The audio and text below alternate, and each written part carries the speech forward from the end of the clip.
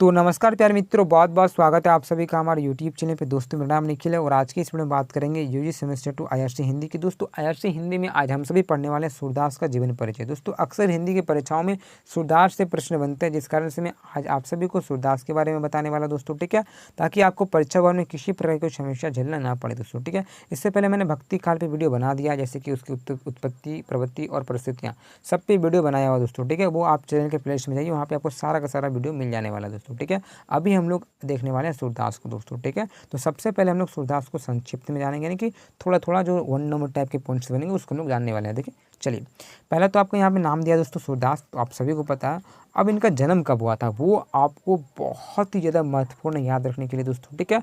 तो इनका जो जन्म हुआ था दोस्तों, वह 1478 में हुआ था दोस्तों, ठीक है। कब हुआ था? 1478 में इनका जन्म हुआ था। ये आपको याद रखना है दोस्तों, ठीक है, ताकि 1 नंबर में अगर आपको पूछ दिया जाए तो किसी प्रकार की उत्पन्न समस्या नहीं होगी दोस्तों, ठीक है।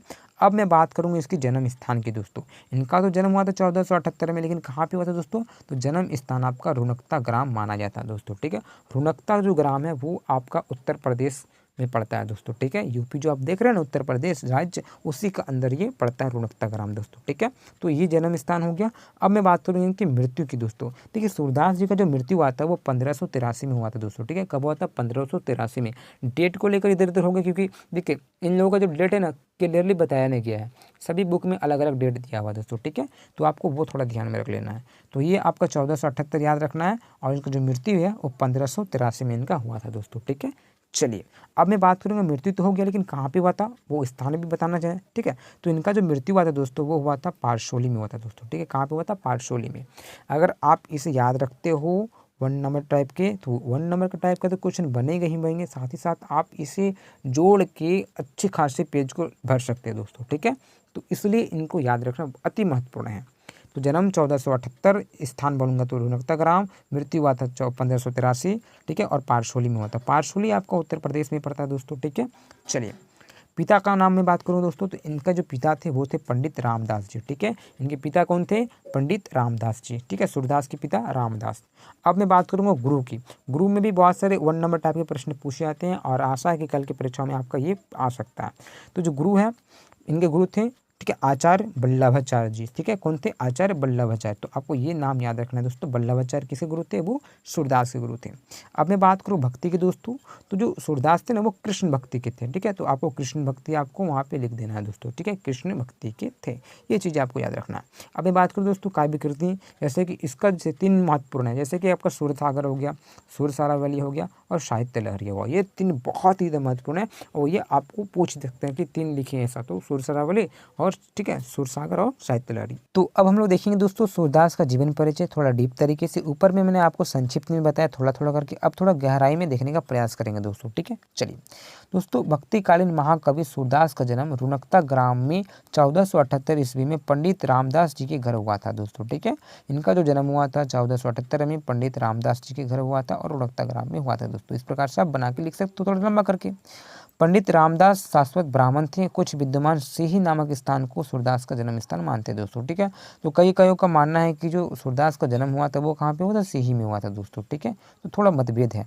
अब आगे देखते हैं दोस्तों सूरदास जन्म से अंधे थे या नहीं थे, इस संबंध में भी विद्वानों का मतभेद है। यानी कि देखिए सूरदास हम सभी को पता है कि अंधे हैं, लेकिन क्या सचमुच वो पहले से अंधे थे या कि बाद में अंधे हुए, ठीक है। ये थोड़ा मतभेद है दोस्तों, तो उसे हम लोग क्लियर करने का प्रयास करेंगे दोस्तों। विद्वानों का कहना है कि बाल मनोवृत्ति एवं चेष्टाओं का जैसा सूक्ष्म वर्णन सूरदास जी ने किया है, वैसा वर्णन कोई अंधा व्यक्ति कर नहीं सकता। यानी कि सूरदास जी ने कुछ ऐसे ऐसे पॉइंट्स लिखे हैं, ऐसे ऐसे पॉइंट्स का वर्णन किया है अपने यहाँ पे, कि कोई अंधा व्यक्ति ऐसा कर ही नहीं सकता, ठीक है। जिस कारण से कईयों का कहना है कि इसलिए ऐसा प्रतीत होता है कि वे संभवतः बाद में अंधे हुए होंगे, ठीक है। यानी कि कईयों विद्वानों का कहना है कि वो अंधे तो हुए, ठीक है, मानते, लेकिन वो किसी दुर्घटनावश बाद में हुआ होगा, ठीक है। वो बचपन से अंधा नहीं है। अगर वो बचपन से अंधा होता तो ऐसा नहीं बता सकता दोस्तों, क्योंकि अंधा व्यक्ति तो देख नहीं सकता, तो क्या ऐसा वर्णन कर सकता है? क्या नहीं कर सकता। इसके लिए ये मतभेद है, ठीक है। चलिए दोस्तों, हिंदी भक्त कवियों में शिरोमणि माने जाते हैं। जो सूरदास जी है ना, इसको शिरोमणि माने जाते हैं। तो ये आपको याद रखना है दोस्तों, ठीक है। तो ये आपका हो गया सूरदास के बारे में। अब सूरदास का जीवन परिचय थोड़ा और गहराई में देखेंगे दोस्तों। सूरदास जी एक बार वल्लभाचार्य के दर्शन के लिए मथुरा के गौ घाट ठीक है, और उन्हें आए थे।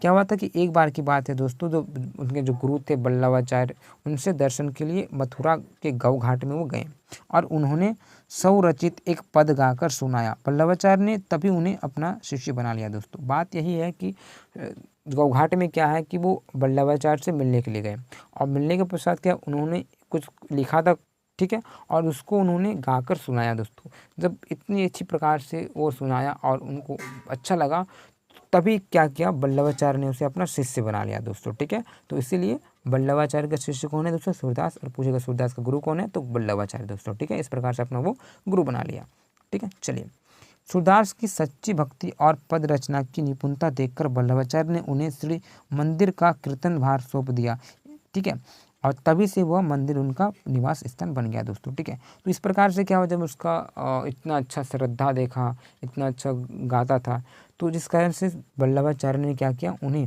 श्रीनाथ जो मंदिर है दोस्तों, ठीक है, उस मंदिर का कीर्तन भार को उसे सौंप दिया, ठीक है, और वो तभी से सूरदास वहाँ पे रहने लगे। तो इस प्रकार से वो हो गया दोस्तों।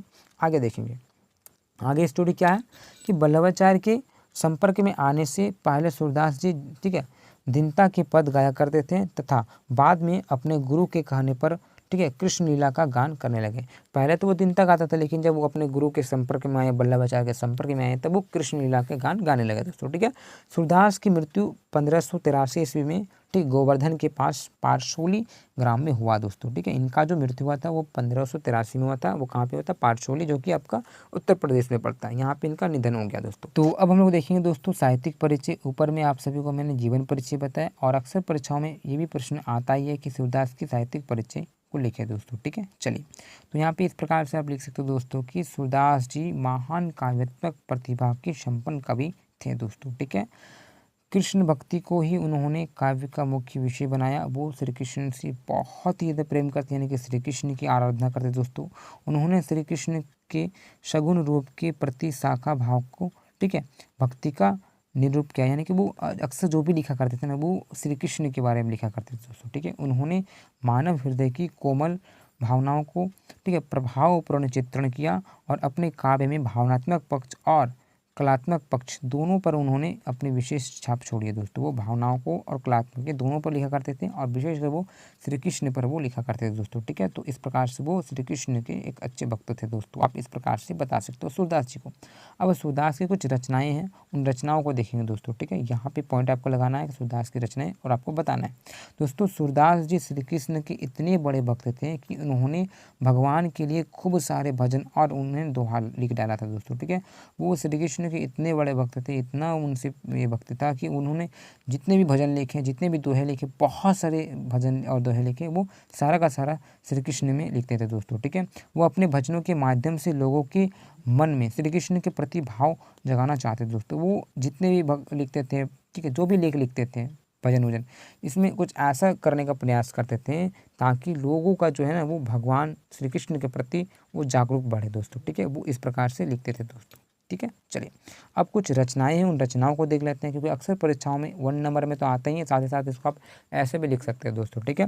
तो सूरदास की प्रमुख रचनाएं वो आपको लिखना है और इस प्रकार से आपको लिख सकते हैं दोस्तों। जैसे कि सूरसागर बहुत ही महत्वपूर्ण है और प्रचलित भी है दोस्तों, सूरसागर। दूसरा आप लिख सकते हो दोस्तों सुरसरावली दोस्तों। तीसरा आप लिख सकते हो साहित्य लहरी, जो कि 3 बहुत ही महत्वपूर्ण है। और इसके अलावा जो है वो है जैसे कि नल दमयंती, ठीक है, सुर 25, गोवर्धन लीला, ठीक है, नाग लीला, इस प्रकार से ये है दोस्तों, ठीक है, पद संग्रह। और इस प्रकार से ये आपके जितने भी बताया मैंने वो इंपॉर्टेंट है, इसको कर लीजिए दोस्तों, ठीक है। तो आपको 3 तो याद ही है, सुरसागर, सुरसरावली और साहित्य लहरी, ठीक है। इसके अलावा आप याद कर सकते हो दोस्तों गोवर्धन लीला, नाग लीला, ठीक है। इस प्रकार से ये आप याद कर ही सकते हो, तो 5 याद हो जाएगा तो काम बन जाएगा। तो ये आपका सूरदास के बारे में आपका हो जाता है दोस्तों, ठीक है। आई होप आपको सूरदास से संबंधित जितने भी प्रश्न बने थे वो क्लियर हो गए, ताकि परीक्षा भर में कुछ तो कुछ आप लिख के आएंगे, ठीक है। पेपर में जो सो तो लिखना नहीं है, तो हिंदी है, हिंदी में ये पॉइंट्स लिखिएगा तभी आपको नंबर मिलेगा। नहीं तो बहुत सारे बच्चे सोचते हैं कि हिंदी है तो हिंदी में कुछ भी नंबर मिल जाएगा, लेकिन हिंदी में ही अक्सर मार्क्स कटते हैं। क्यों कटते हैं? क्योंकि हिंदी में क्लियरली लिखना होता है। ये दूसरा कुछ नहीं है कि कुछ भी लिख देने से चलेगा। जो जो एग्जामिनर होता है वो चेक करके दाग पकड़ लेगा क्या लिख रहा है, ठीक है।